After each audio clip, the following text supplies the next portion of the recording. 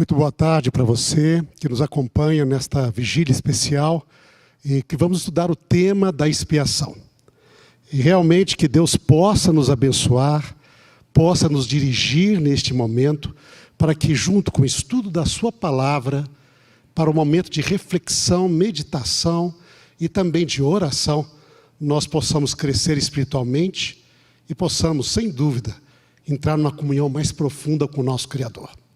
Eu convidaria você que quer nos acompanhar e está aí na sua casa, a abrir a sua Bíblia. Se você tem uma Bíblia, abra a sua Bíblia no livro de Levíticos, capítulo 16.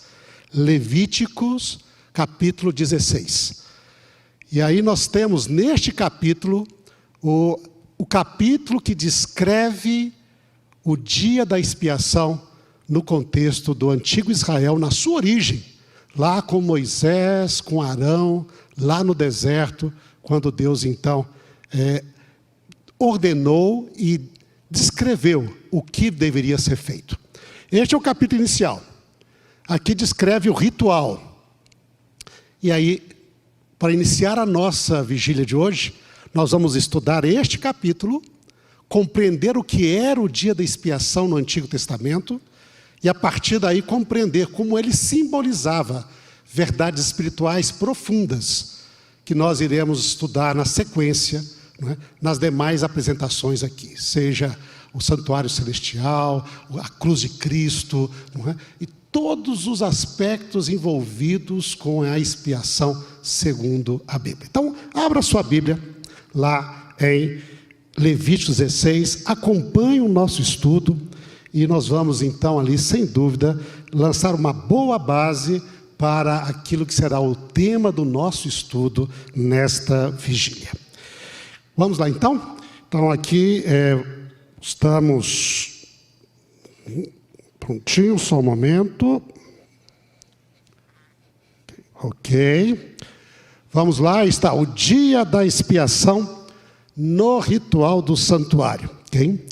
E o primeiro texto que gostaria de convidar você a ler se encontra, então, em Levíticos 16, 29 até o verso 34. É o finalzinho do capítulo, mas é onde descreve o mandamento.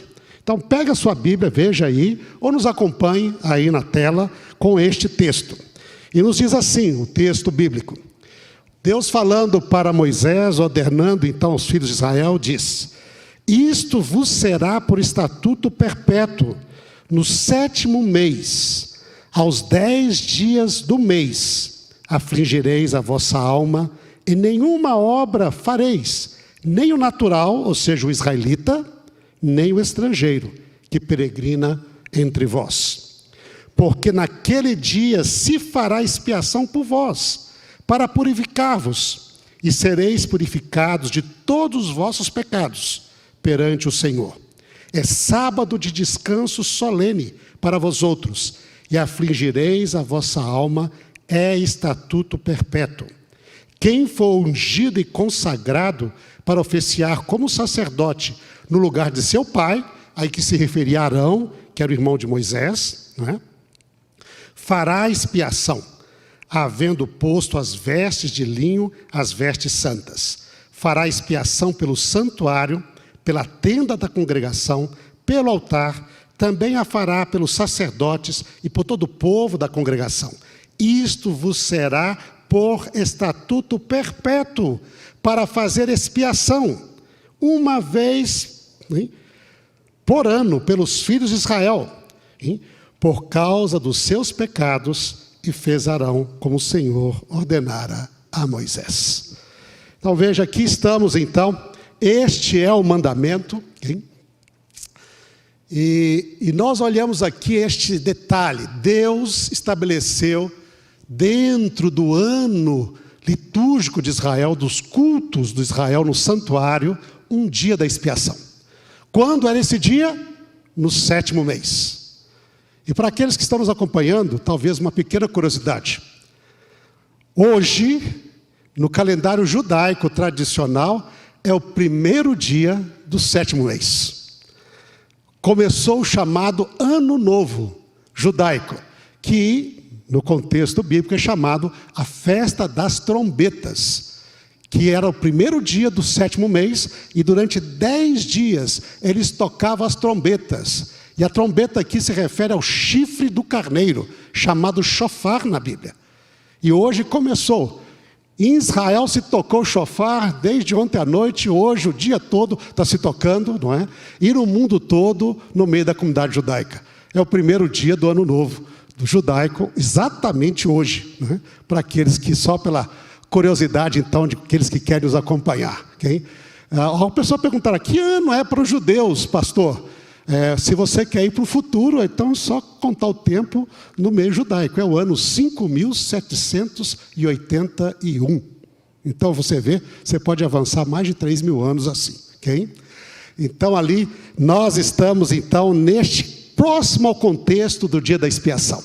Daqui a 10 dias vai acontecer o dia da expiação para os judeus em todo o mundo. Okay? E aí nós vamos ver como acontecia este dia da expiação.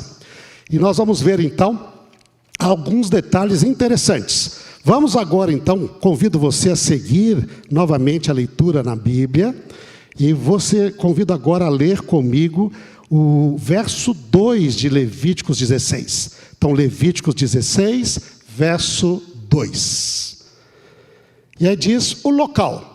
Qual era o local específico mais importante onde acontecia o cerimonial do dia da expiação? E aí diz lá, Levíticos 16, verso 2, na palavra de Deus nos diz assim, okay? 16, okay? Verso 2, diz que Arão, então disse o Senhor a Moisés, dize a Arão, teu irmão, que não entre no santuário em todo o tempo para dentro do véu, diante do propiciatório que está sobre a arca, para que não morra, porque aparecerei na nuvem sobre o propiciatório. Okay? Vamos lembrar um pouquinho aqui, bem rápido, como era o santuário, para entender o que foi escrito aqui. Lembre que o santuário era uma tenda, coberta de pele e de tecidos. Não é? Uma tenda que foi montada no deserto. E esse santuário, ele tinha algumas partes. Na parte de fora do santuário, antes de entrar dentro da tenda, tinha ali um altar de bronze, onde se oferecia os sacrifícios todos os dias. O sacrifício era oferecido ali. O animal era morto ali, fora da tenda. Era chamado pátio, a região do pátio. Então, fora da tenda estava o altar de bronze. E ali se matava o animal, e ali então se oferecia o sangue do animal, se queimava partes do animal, ou se queimava o animal todo. É o caso dos animais chamados holocaustos, oferta de holocausto. Então, ali acontecia todo o serviço de sacrifício. Depois o sacerdote, quando ele ia entrar na tenda, entre o altar que estava aqui e a tenda, havia uma bacia com água, para ele se lavar, porque ele estava fazendo o trabalho lá com sangue, não é? Então ali estava com sangue, se sujava, ele se lavava para poder entrar na tenda. Lavava suas mãos, lavava os seus pés, okay? E aí ele entrava. Na tenda, normalmente, ele entrava com sangue para oferecer e aspergir o sangue na primeira parte da tenda, porque essa tenda era dividida em duas partes. Um pouco mais da metade da tenda, como dizer, quase 2/3 dela, você tinha uma pequena cortina que separava a primeira parte da segunda. Então, ele entrava na tenda, a tenda havia uma cortina para o lado de fora, a primeira cortina, entrava e era o primeiro lugar da tenda, chamado de lugar santo. Olhando, quando ele entrava, na frente dele tinha um pequeno altar de ouro, onde ele oferecia o incenso e também oferecia nas pontas deste altar, ele com o dedo colocava o sangue do sacrifício. Do lado esquerdo dele, então aqui estava o altar, do lado esquerdo dele, ele tinha um candelabro de ouro com 7 braços. É o candelabro judaico. No hebraico se chama menorá. 7 braços, sempre aceso, iluminando aquela parte da tenda. Okay? Do lado direito, ficava uma pequena mesa também de ouro, onde ficavam os pães da proposição. 12 pães, um representando cada tribo de Israel. E aí, nestes pães, eles colocavam incenso sobre esses pães e trocavam os pães toda semana. E assim se fazia o ritual do santuário durante todo o ano. Se oferecia os sacrifícios fora da tenda, no altar de bronze, e entrava com o sangue do sacrifício ou com incenso nessa primeira parte da tenda. E aí fazia dia e noite, era assim. O sacrifício lá fora era oferecido um sacrifício de manhã e outro de tarde. Ele queimava o tempo todo, nunca apagava o fogo do altar. Muita gente pensa que o fogo do altar era aceso só quando se oferecia sacrifício. Não, ele queimava dia e noite, sem parar. Era chamado o sacrifício do holocausto, também o contínuo.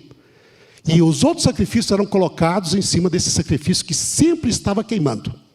E dentro da tenda também. As lâmpadas estavam sempre acesas, oferecendo chamado ali também. E o serviço do incenso de manhã e de tarde era oferecido todos os dias.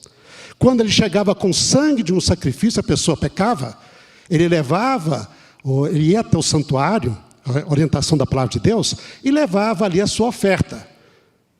Poderia ser diferentes tipos de animais, mas comum era o cordeirinho. Mas às vezes podia ser um carneiro, às vezes podia ser uma ovelha em vez do cordeiro, às vezes para o pobre era um passarinho, uma pombinha, porque ele não tinha dinheiro para o animal. Às vezes para o príncipe e para o sacerdote era um bezerro. Eles ofereciam sacrifício, eles tinham pecado, eles chegavam ao sacerdote lá fora da tenda, eles diziam, pequei, quero confessar o meu pecado. E aí então o sacerdote diz, pois não, confessa o seu pecado. Ele colocava as mãos sobre o animal e confessava o seu pecado. E aí então ele confessava, pequei, fiz isso, etc. E aí o animal era morto. E o sangue dele, parte disso era jogado lá no altar de bronze, mas muitas vezes era levado este sangue para dentro da primeira parte da tenda, chamado lugar santo. E ali o sacerdote aspergia um pouquinho de sangue na cortina que separava o primeiro lugar do segundo. Às vezes tinha de colocar nas pontas do altar de ouro, mas pedia perdão a Deus a favor do pecador. E o pecado dele era perdoado. É assim que funcionava geralmente todos os dias. Quando acontecia em Israel. E ali havia de manhã, de tarde, este era o serviço. Tinha momentos de orações, como nós fazemos oração também. Aí o sacerdote entrava no santuário com um incensário e orava pedindo a bênção de Deus a favor do povo que estava lá fora ou que estava longe. Mas naquele horário, ele parava e orava, olhando para Jerusalém normalmente, ou para onde estava o tabernáculo na época. E todo mundo era um momento de oração. Lembra Daniel? Daniel diz que Daniel orava 3 vezes por dia. Ele sempre orava nos momentos em que se oferecia o sacrifício no santuário. Mesmo que na época dele o santuário não estava funcionando. Mas o costume era orar no momento do sacrifício. Assim era. E assim passava o ano. Mas uma vez ao ano, havia o chamado dia da expiação. E aqui nós vamos estudar uma verdade muito interessante. Porque algo aqui extremamente interessante nesse dia da expiação. Porque as pessoas confessavam seu pecado a cada dia, ou quando vinham nas outras festas, traziam seu sacrifício, mas a história bíblica diz que o pecado perdoado contaminava o santuário. E ele precisava ser purificado. E aí, um dia no ano, o 10º dia do 7º mês, temos então este ritual. E neste dia, como nós vimos aqui em Levíticos 16:2, o sacerdote, o sumo sacerdote, podia entrar uma única vez ao ano no lugar santíssimo. Um único dia. Todos os outros dias ele entrava só na primeira parte do tabernáculo, da tenda. Mas atrás desta cortina ficava o chamado lugar santíssimo, o segundo compartimento. Diz que ficava atrás do véu. Este era um véu, que diz a Bíblia, onde os artistas de Israel iriam bordar anjos. Neste véu. Era como se houvesse uma parede de anjos separando o primeiro lugar do segundo lugar. Atrás deste véu, aí estava, neste local, o lugar mais santo e mais solene de toda a terra de Israel, chamado o lugar santíssimo, ou Santo dos Santos. Neste lugar estava a arca do concerto. Uma arca de madeira toda coberta em ouro. Dentro desta arca estavam as tábuas dos 10 mandamentos que Deus deu para Moisés. E depois algumas coisas mais que aconteceu ali. O cajado de Arão, ali mais um pouco de maná, lembrando o maná, algumas, mas basicamente as 2 tábuas dos 10 mandamentos. Sobre esta arca havia uma tampa toda em ouro maciço, chamado propiciatório. E dos cantos do propiciatório haviam 2 querubins com as suas asas cobrindo esta tampa e olhando para o centro.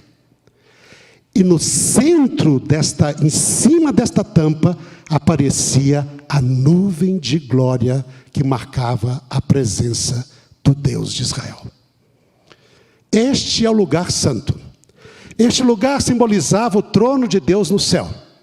A ideia ali é que Deus está ali no seu trono, cercado por querubins e por anjos, e o trono dele estabelecido em cima da sua lei. Esta era a ideia básica. Uma única vez ao ano, o sumo sacerdote podia entrar neste lugar. E este dia era o dia da expiação. Em hebraico chamado Yom Kippur. Dia da expiação.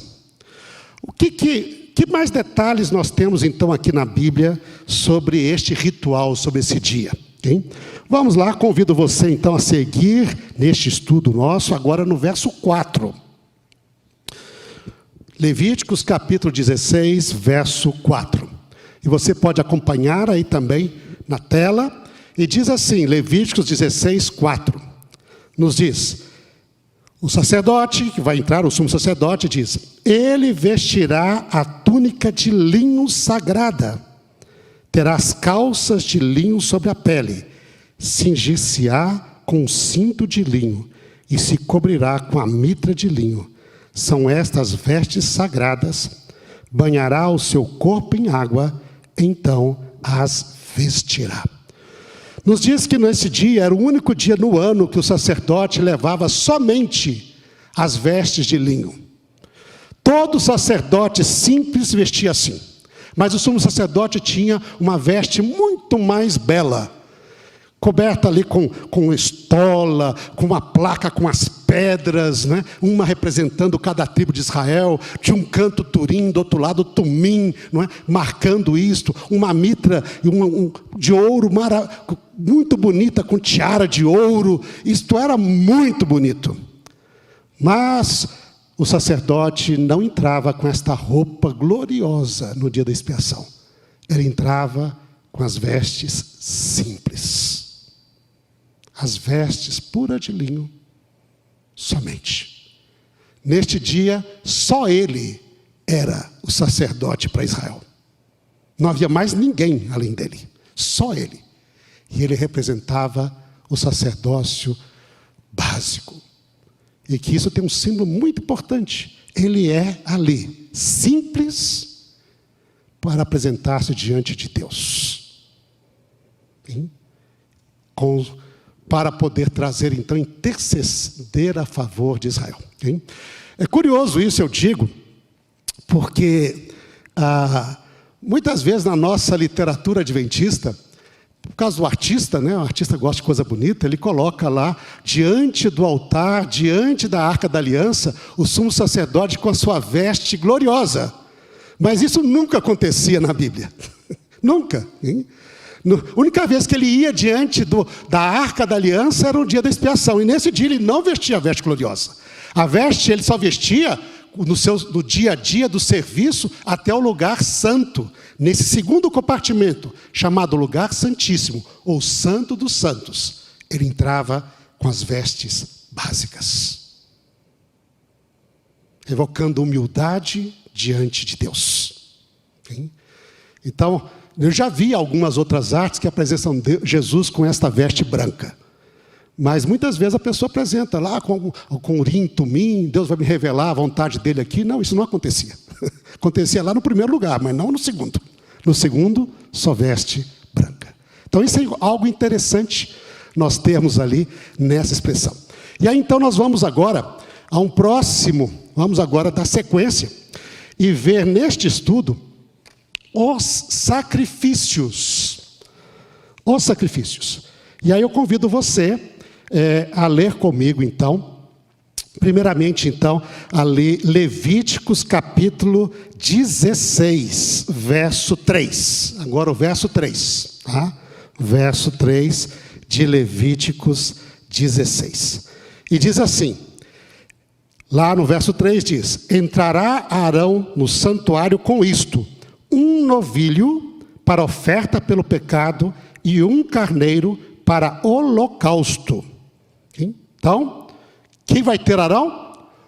Ele pega um novilho de oferta para o pecado dele. E diz aí um carneiro. Isso é enfatizado novamente no verso 6. Diz assim, Arão trará o novilho da sua oferta pelo pecado e fará expiação para si e pela sua casa. Então lembra, ele tem dois animais que ele precisa trazer. Um novilho e um carneiro. E aí a primeira coisa diz, o novilho é oferta de pecado. E o carneiro é um holocausto.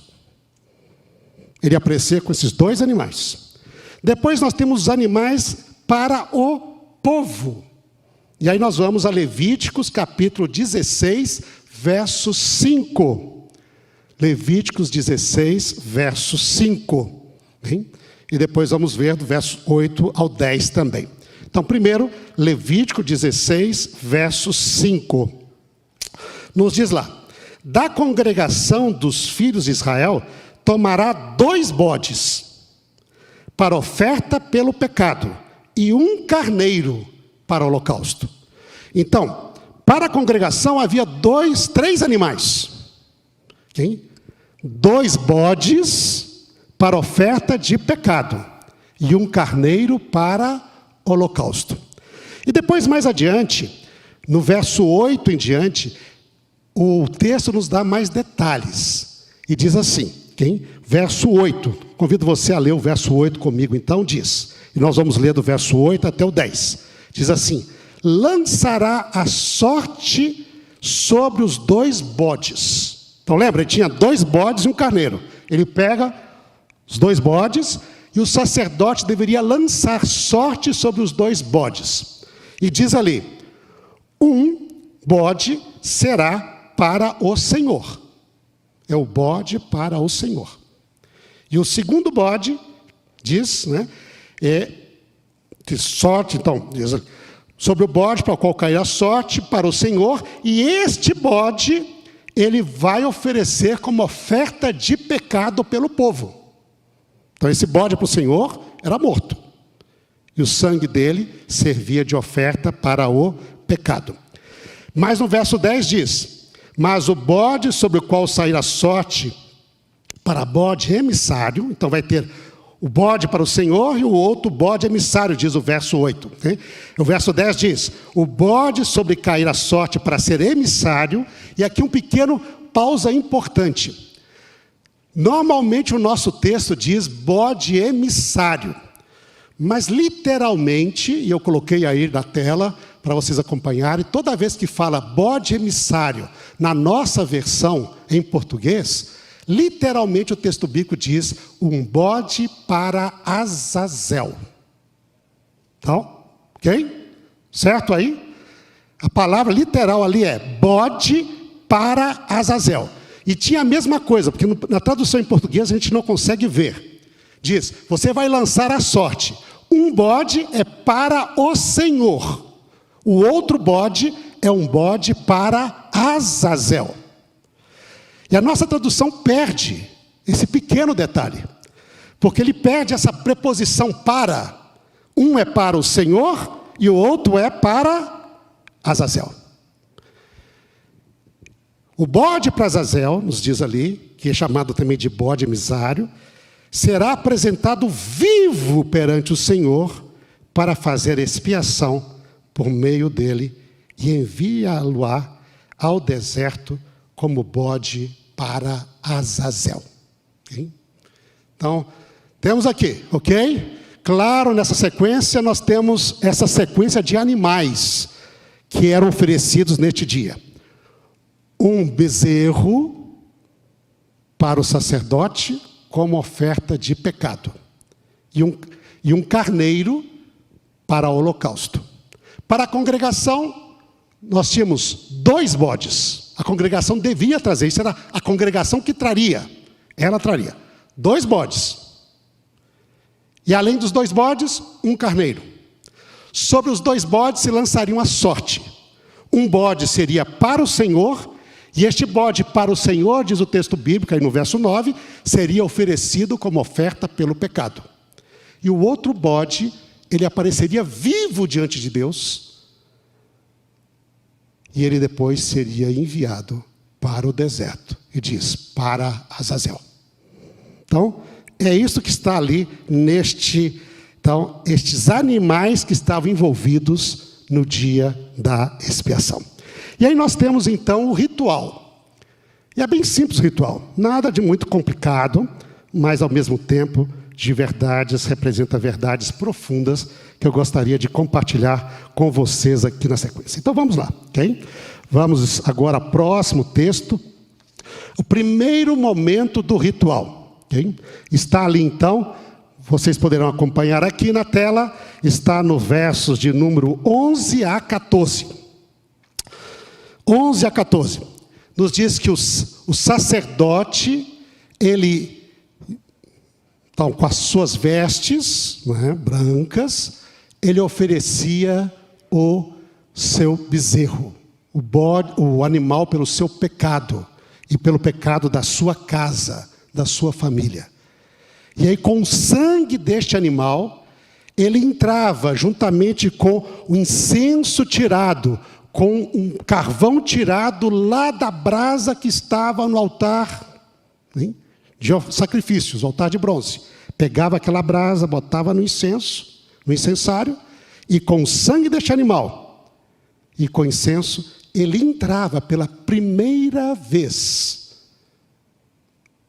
no ano, no santuário, no lugar santíssimo. E aí nos diz o texto bíblico assim: Arão fará chegar o novilho da sua oferta pelo pecado e fará expiação por si e pela sua casa. Imolará o novilho da sua oferta pelo pecado. Tomará também de sobre o altar o incensário, cheio de brasas de fogo diante do Senhor, e 2 punhados de incenso aromático, bem moído, hein? E os trará para dentro do véu. Porá o incenso sobre o fogo perante o Senhor, para que a nuvem do incenso cubra o propiciatório, que está sobre o testemunho, para que ele não morra. Tomará do sangue do novilho, hein, com o dedo, e aspergirá sobre a frente do propiciatório e diante do propiciatório, e aspergirá 7 vezes do sangue com o dedo. Então, vejam, ele faz o sacrifício do seu bezerro, o novilho dele, pega também o incensário, pega incenso, okay? Pega o fogo, entra no santuário, no lugar santíssimo, e bota o incenso ali, para que o incenso encha o local com a sua fumaça, né? E assim proteja, de certo modo, com esta fumaça, a presença do sacerdote diante de Deus. E ele pega o sangue e asperge o sangue 7 vezes sobre o propiciatório, para expiação dos seus pecados e os pecados da sua casa, de toda a casa sacerdotal. Uma vez então, esta era a primeira fase, ele entrou para fazer isto, expiar os seus pecados e os pecados da sua casa. Uma vez expiados os seus pecados, ele então, nos diz ali o texto bíblico, vamos continuar o nosso estudo aqui agora, nos versos 15 a 17. Ele saía do santuário, pegava então o bode para o Senhor, e sacrificava o bode para o Senhor. E daí, com o sangue do bode para o Senhor, ele entrava uma segunda vez no lugar santíssimo. Agora para fazer expiação pelo povo de Israel. E pelo santuário. É interessante isso. Pelo tabernáculo. Ele deveria aspergir o sangue a favor do pecado do povo e para purificar o santuário. E ele teria de aspergir sangue sobre os demais móveis que estavam em todo o santuário. Nos diz isso ali em Levíticos capítulo 16, verso 15 a 17. Acompanhe a leitura agora então, okay? Deste texto, como nós o vemos aí. Okay? Deixa eu ver aqui. Okay?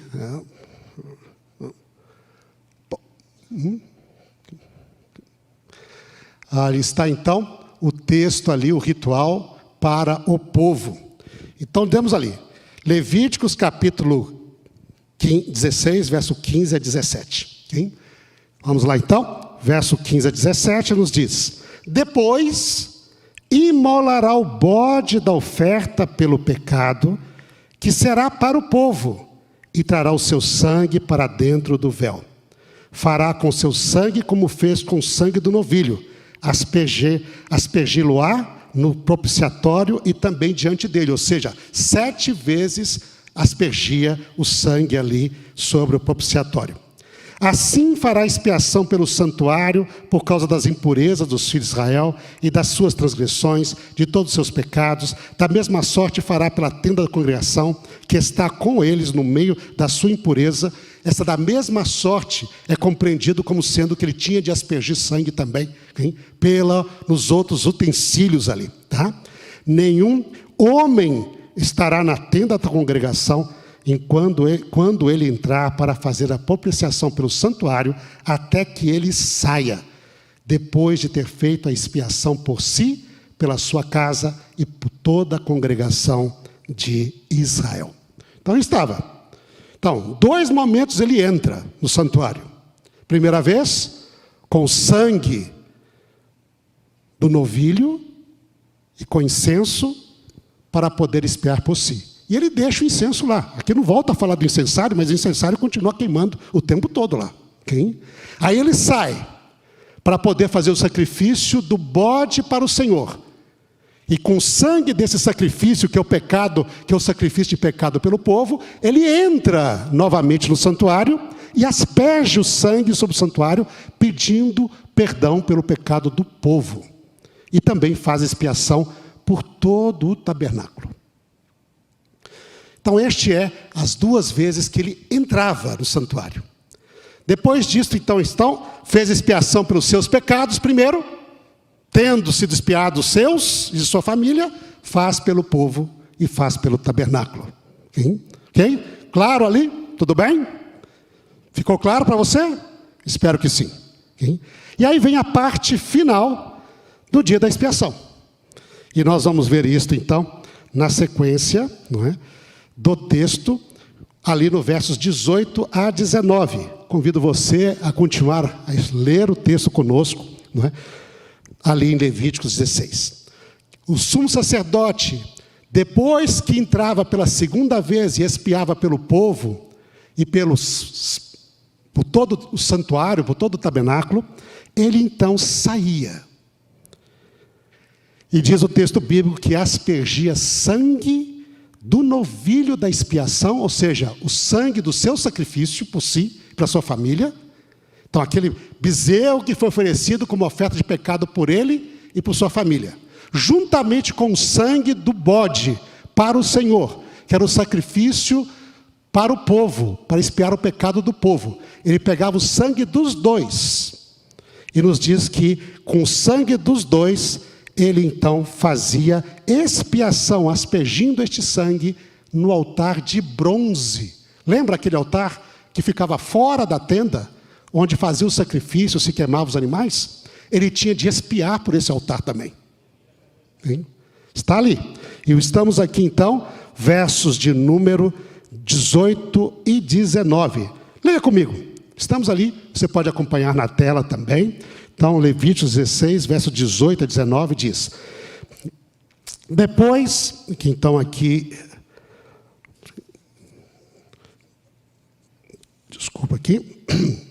verso 20, desculpa. Então, depois de acabado de fazer expiação pelo santuário, pela tenda da congregação e pelo altar, desculpa, pessoal, só aqui, pouquinho da luz aqui me confundou. 18, 19 mesmo, está ali. Então sairá ao altar que está perante o Senhor e fará expiação por ele, tomará o sangue do novilho e o sangue do bode e o porá sobre os chifres do altar ao redor. Do sangue aspergirá com o dedo 7 vezes sobre o altar e o purificará e o santificará das impurezas dos filhos de Israel. Então veja, agora com este passo, ele acabou de purificar e santificar a Deus todo o tabernáculo e todo o povo. A si, sua família, o povo, o tabernáculo como um todo, e agora até o altar de bronze que estava fora. Tudo tinha sido purificado neste dia.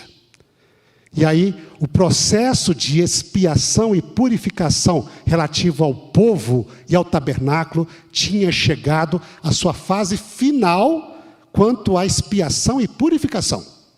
E nós esperaríamos que o texto terminasse aqui. Acabou. Agora vão para casa, ficam felizes. Não acabou. E aí vem esse detalhe interessante do texto bíblico do ritual do santuário. Porque agora, depois de ter terminado o processo de expiação, vem o ritual do bode para Azazel. Então, vejam, o ritual foi terminado. Agora vem o ritual do bode para Azazel, que se encontra nos versos 20 a 22. Vamos ler? Então, bode para Azazel, 20 para 22. Então, nós lemos aqui: havendo, pois, acabado de fazer a expiação, nota, a expiação foi terminada. Acabado de fazer a expiação pelo santuário, pela tenda da congregação, pelo altar, e diz aí, então fará chegar o bode vivo. Arão porá ambas as mãos sobre a cabeça do bode vivo, e sobre ele confessará todas as iniquidades dos filhos de Israel, todas as suas transgressões, todos os seus pecados, e os porá sobre a cabeça do bode, e enviá-lo-á ao deserto, pela mão de um homem disposto para isto. Assim, verso 22, aquele bode levará sobre si todas as iniquidades deles para a terra solitária, e o homem o soltará, o bode, no deserto. Então, esta é a realidade do bode para Azazel. Ele não morria, mas no final do processo, o sacerdote pegava este bode ali no pátio do santuário, botava ambas as mãos sobre a cabeça desse bode, confessava todos os pecados do povo de Israel, e o bode, então, era dado a um homem designado para isto, que levava os pecados do povo de Israel para fora da congregação. E era esse bode levado ao deserto, e ali ele era solto. Ele foi levado, o bode, para Azazel. Como está no texto bíblico, levará o bode para Azazel. Hein? E aí algo interessante, mas ainda nessa sequência, porque o ritual ainda não acabou. Agora já o cabo foi embora, não acabou. Depois de fazer isto, o texto bíblico diz que o próximo passo era o sacerdote ir, tirar as vestes brancas, se lavar em água para se purificar, vestir as vestes, suas vestes de sumo sacerdote, agora sim, botava a veste toda colorida, com a estola, com as pedras, com durim, tumim, com tudo. E aí ele saía e oferecia. Lembra, nós tínhamos 2 carneiros, que até agora não foram sacrificados. E a primeira coisa que vai fazer é oferecer os 2 carneiros em holocausto, um por si e por sua família, outro pelo povo de Israel. Imediatamente terminado o processo, a primeira coisa que ele tinha de fazer era oferecer um holocausto por si e pelo povo de Israel. Isso está no texto de Levíticos, capítulo 16, versos 23 a 25. Levíticos, capítulo, então ali, 16, verso 23 a 25. Okay? Então está ali, você pode acompanhar também na tela, nos diz ali no capítulo 23 e 25. Okay? Notem, depois virá Arão virá à tenda da congregação, despirá as vestes de linho que havia usado quando entrara no santuário, e ali as deixará. Banhará o seu corpo em água no lugar santo, porá suas vestes, as vestes do sumo sacerdote, então sairá e oferecerá o seu holocausto e o holocausto do povo, e fará expiação por si e pelo povo. Também queimará a gordura da oferta pelo pecado sobre o altar. E aí você terminou ali este processo de sacrifícios, okay? Com a oferta dos 2 carneiros e com a gordura da oferta do pecado dele e do povo, que era queimado ali. Então, na parte final, nós temos 2 momentos, que é o destino ou a purificação do indivíduo que levou o bode para o deserto. Nos diz o verso 26, aquele que tiver levado o bode emissário lavará suas vestes, isto fora do arraial. Ele tinha de levar, ao voltar não podia entrar. Ele tinha de banhar-se e lavar-se fora do arraial, para poder entrar no arraial. Diz assim o texto bíblico, né? Ele lavará suas vestes, banhará o seu corpo em água e depois entrará no arraial. Então este é o momento do indivíduo que levou o bode para o deserto. E por último, e este é o final mesmo do cerimônia, você tinha de lidar com com as carcaças dos animais que foram oferecidos. O holocausto, os carneiros, você não precisava lidar com isso, porque o holocausto é um sacrifício que todo animal é queimado sobre o altar. Mas o sacrifício para o pecado era queimado só a parte de gordura dele. A carcaça, o corpo dele, a pele, os excrementos, o resto do animal não se queimava. Hein?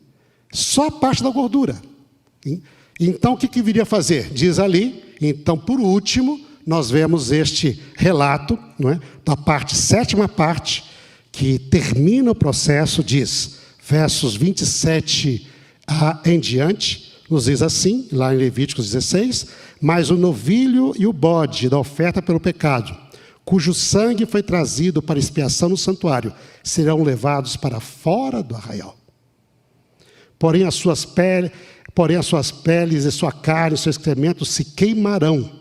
Aquele que o queimar, lá fora do arraial, lavará as suas vestes, banhará o seu corpo em água e depois entrará no arraial. E aí terminou o ritual do dia da expiação. Isso tomava todo dia. Hein? Todo dia. Até o final do dia, quando então o povo estava agora com seus pecados expiados e começava um novo ciclo litúrgico anual dentro do santuário. Okay? Então, basicamente, pastor Gilson, nos convidou aqui o pastor Gilson. Isto é a parte. Mas, nós temos algumas lições que gostaríamos de tirar aqui. Aplicações mais importantes aqui. Hein? Importantes lições que eu gostaria de chamar a atenção para vocês e que seguirá o nosso estudo, pastor Gilson. Okay? Primeira coisa que eu gostaria de chamar a atenção de vocês, que todo este ritual do santuário nos fala sobre a gravidade e complexidade da realidade chamada pecado. Muitas vezes nós pensamos que o pecado é uma coisa simples. É simplesmente um ato que a gente faz e que na hora que Deus me perdoa, está tudo ok. Não está. Não está. Uma vez que se comete pecado no universo, o pecado não desaparece tão simplesmente assim. Você veja isso, o indivíduo pecou. Ele foi ao santuário, confessou o seu pecado sobre o animalzinho. Ele saiu perdoado. Mas diz que a contaminação do pecado foi passada para o sacerdote e para o santuário, através do sacrifício. Está ali. A realidade está ali. E assim era durante todo o ano. E isso era uma realidade tão complexa, quer dizer, não é uma situação, pequei, perdão, Senhor, acabou. Não. Pecou? Isso custa a vida. Para você ter perdão, é sangue. Morte. Não existe perdão de pecados sem morte. Isto é impossível. Mas só foi um caso tão pequeno. Morte. O ritual do santuário nos ensina que o pecado é grave. E a única maneira de você ter perdão é através de sangue, de morte. Mas a morte deste animalzinho, que tem um grande simbolismo, que nós vamos estudar, voltar a relembrar aqui na nossa vigília, não é? Porque não é o animalzinho no final que trazia perdão. Todo o contexto ali do Antigo Testamento mostra que esse animalzinho mostrava o Messias que um dia haveria de vir. Para perdão de pecados, morte, sangue. Mas mesmo a morte e o sangue do sacrifício substitutivo não resolveu ainda com o pecado, ele desapareceu do universo. Não. A realidade está ali. O santuário está ali, contaminado. Você tem de lidar com isto. E o curioso é que a única maneira de final lidar com isto, porque tem expiação, mesmo o indivíduo perdoado, olha só, o indivíduo perdoado, ele tinha de ser expiado novamente, no dia da expiação. Veja, é um negócio complexo. E dizem, quem não jejuasse naquele dia, quem não afligisse a sua alma, seria cortado no meio do povo.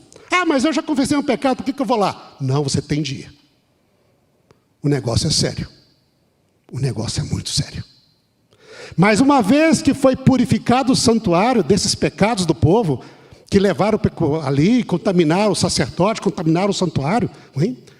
Contaminaram tudo, o pecado ainda não desapareceu. Ele tem de ser tirado do meio da congregação pelo bode para Azazel. E só assim o pecado era eliminado do meio do povo. Antes, o pecado podia ser perdoado, expiado, mas a eliminação do pecado era só através, quando tirava o bode para Azazel, levava isto para fora. Aí o pecado era finalmente, totalmente eliminado. Não a culpa do pecado, já tinha perdoado. Para o povo, para o sacerdote. Hein? Mas havia uma realidade complexa. Muito complexa. O pecado não desaparece com a sua confissão e nem com o seu perdão. Ele envolve todo um processo no universo que nós vamos estudar aqui. a fim de lidar com a realidade e as consequências do pecado.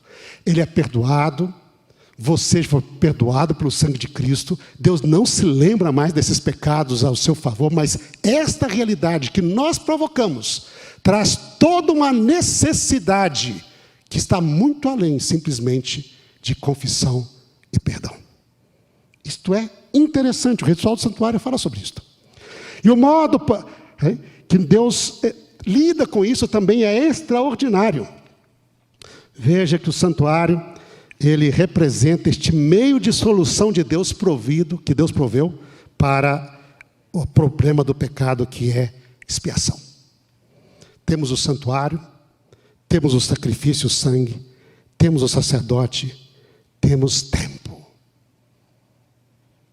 Cada dia havia um ritual sendo feito no santuário a favor do pecador, para trazer perdão para os seus pecados e para que ele pudesse continuar a existir diante de Deus.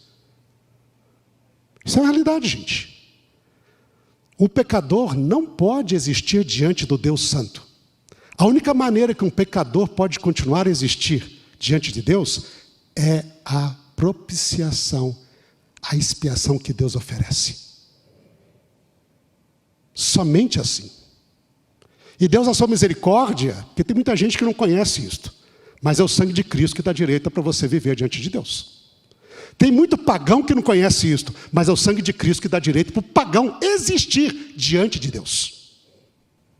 Não há como ser humano existir diante do Deus Santo, no universo criado por Deus, sendo ele pecador, a não ser pelos méritos daquele Cordeiro de Deus que se ofereceu para nós termos essa possibilidade. E isso tudo é realidade do santuário. Agora, tem gente que existe diante de Deus e não aceita essa propiciação. Aí o tempo de graça que Deus dá, um dia chegará ao fim. Porque nós vivemos nesse tempo de tolerância e de graça, de oportunidade de conhecer, oportunidade de ter perdão. Mas muita gente não aceita e Deus não força isto. Mas o ritual do santuário mostra todos estes detalhes. E é algo extraordinário. E por último, aí algo interessante, e terminamos o nosso estudo aqui. Existe um culpado. Mesmo depois da expiação, mesmo depois de cordeiro, mesmo depois de sacerdote, existe um culpado. E este culpado, no texto bíblico, se chama Azazel. Uma vez, estando lá no nosso seminário, lá em Engenheiro Coelho, nós tivemos um colega, um pastor, que estava fazendo o seu programa de doutorado. E daí, a tese de doutorado dele era um estudo sobre o bode para Azazel. E ele chegou e me abordou assim: ô Reinaldo, tudo bem? Eu falei assim: tudo bem, como é você, meu amigo? Tá? Rapaz, eu estou aqui pesquisando, e o meu trabalho é o seguinte: muitas igrejas, elas nos condenam, falando que foram os adventistas do sétimo dia que inventaram essa história de que o bode para Azazel representa Satanás, em vez de representar Jesus. E ele diz: se eu encontrasse alguém antes dos adventistas que defendesse essa ideia, seria uma maravilha. Você me ajuda? Eu falei assim: vamos fazer o seguinte, vamos entrar na biblioteca. Entramos na biblioteca. Vamos olhar o dicionário bíblico mais famoso no mundo teológico que existe, chamado Anchor Bible Dictionary. O dicionário bíblico da Anchor. Este não é um dicionário adventista. Os autores que escreveram esse dicionário não são adventistas, mas é o mais conceituado academicamente dicionário da Bíblia em todo o mundo. É o top do mundo. Assim, vamos primeiro olhar lá. E vamos olhar o verbete Azazel. E aí, quando nós olhamos lá, nós encontramos esta citação que eu aqui traduzi e abreviei. A citação diz assim, lá no Anchor Bible, na página 536 do volume 1, no verbete Azazel. Ela diz: o significado do termo Azazel não é totalmente claro.